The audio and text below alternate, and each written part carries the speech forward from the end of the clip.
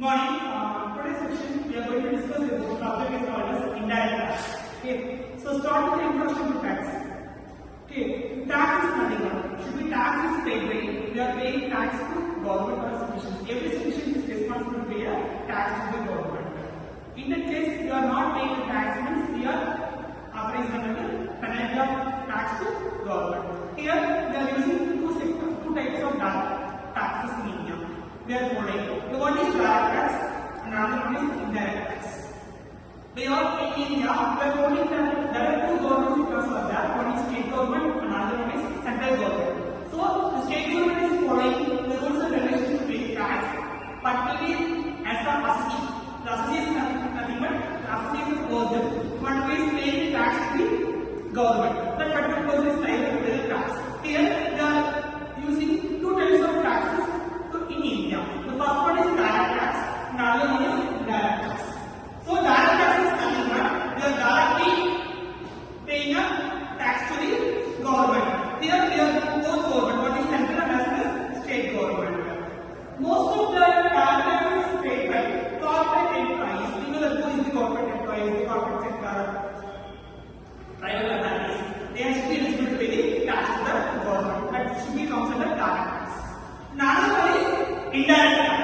Indirect tax is nothing but should be paid indirectly. So we can take it as GST. If we are not paying GST directly to the government, we are paying but indirectly. For example, if you are going to hand salon or anything else, if you are taking a service, if you are rendering a service means at the time of service, at the time of end of the service, we are paying a GST. Instead of GST, we are paying directly to the particular shop or particular salon. We are not paying directly to the particular person, but we are paying indirectly. So, for indirect tax, we are giving an example as income tax, GST, that should be considered. Before this income tax, before this tax, we are following the system is called as VAT system. You know the table, or you know VAT. Value-added tax. So, particularly value-added tax is paid for the some of the items. It should not be paid for all the items. For example, if you are paying for that should be applicable for some items, that should be for luxury products, rubber board, items we are paying a VAT. Before that, the GST is introduced on 1st July 2017 by the Prime Minister Narendra Modi. Before the commencement of GST, we are following a system called VAT system. You know the table VAT system, what is the VAT system? As far as on 1st July 2017 onwards, we are following the tax structure is called as GST. So every company or every citizen is responsible to pay the tax to the government. We know for example, if we are taking or filing GST to the government means we want to apply for that. That is a portal. That is a portal called as fine portal. Sorry, Udaya portal. In the Udaya portal, we are going to apply for GST in regards to some shop name or manufacturer name, anything else. With the usage of PAN card means we are getting up to GST number. So GST number is nothing but should be 15 digits number along with unique code, unique digits. So with the help of GST, as a responsible citizen, we are paying tax to the government. In fact, we are following the tax rates in India as 5%, 12%, 18%, and as well as 28%. These are the tax rates we are following in India. For example, in that we are following the tax structure for 5% of taxes means some of the products are coming in the 5% of taxes.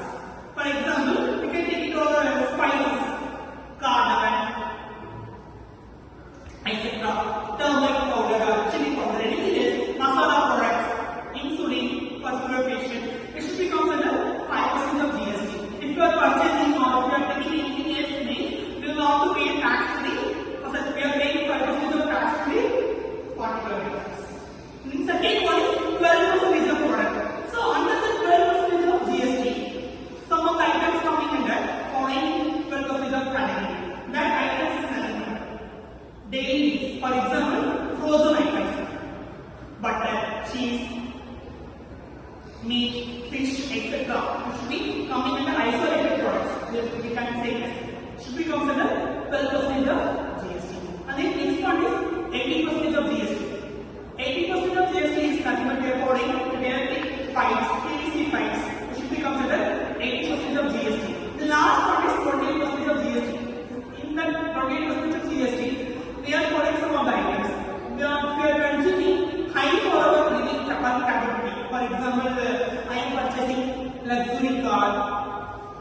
jewels, ornaments, should be comes under 28% of GST. So these are the following taxes we are following.